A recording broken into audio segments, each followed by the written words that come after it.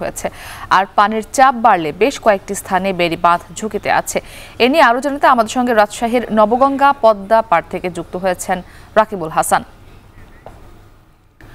রাকিব, বলছিলাম যে ফারাক্কা বাঁধ যেহেতু সবকটি গেট খুলে দেওয়া হয়েছে, সেক্ষেত্রে রাজশাহীর যে পদ্মা নদীর পানি সেটি আসলে বাড়ার একটি শঙ্কা তৈরি হয়েছে। একটু জানতে চাই যে পানির চাপ বাড়লে এই যে কাঁচা বাঁধ সেটি কতটা ঝুঁকিতে থাকবে, একই সঙ্গে কোনো বাঁধ ভাঙনের কোনো শঙ্কা রয়েছে কিনা?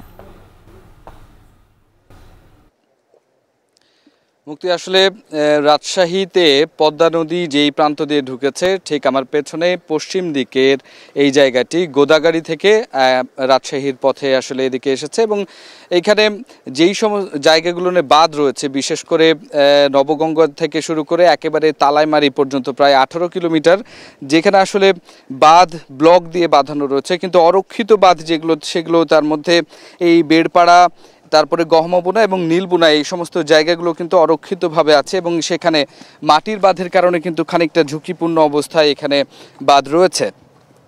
স্থানীয়দের সাথে আমি কথা বলেছি, তারা যেটি বলছেন যে আসলে বিগত অনেক দিন থেকে আসলে এই জায়গাটা অরক্ষিত এবং গেল কয়েক বছরে কিন্তু এখানে প্রায় 20 থেকে 25 ফিট পর্যন্ত আসলে ভেঙে গ্রামের দিকে আসলে নদী এসেছে এবং এখান থেকে বেড়িবাঁধটির দূরত্ব খুব বেশি দূর নয়, আধা কিলোমিটার মতো। এবং যদি আসলে এই পানি বৃদ্ধি পায়, আজকে যদিও আমরা সকাল থেকে আসলে দেখেছি গতকালকে থেকে পানি খুব একটা বেশি বাড়েনি, এখানে বিপদসীমা 18.05 মিটার, সেখানে পানি 2 মিটার নিচ দিয়ে প্রবাহিত হচ্ছে, অর্থাৎ 16.30 মিটার দিয়ে।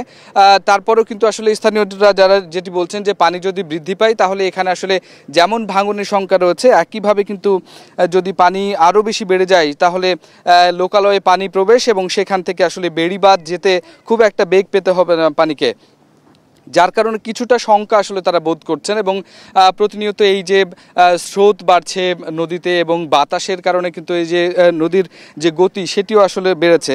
তো এই অবস্থাতে আসলে যেটি আসলে লক্ষ্য করা গেছে যে সাধারণ মানুষ যেটি বলছেন যেই সমস্ত জায়গায় অরক্ষিত বাঁধ সেটি আসলে ভাঙতে পারে, তার মধ্যে বেড়পাড়াটি সবচেয়ে বেশি ঝুঁকিপূর্ণ রয়েছে এখন পর্যন্ত।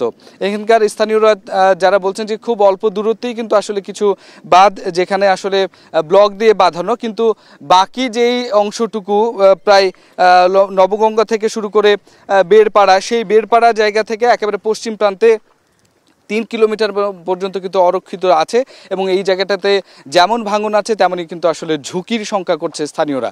তবে এখন পর্যন্ত পদ্মা নদীতে গতকাল থেকে পানি খুব একটা বেশি বাড়েনি। তো মুক্তি, এই ছিল আমার কাছে সর্বশেষ খবর।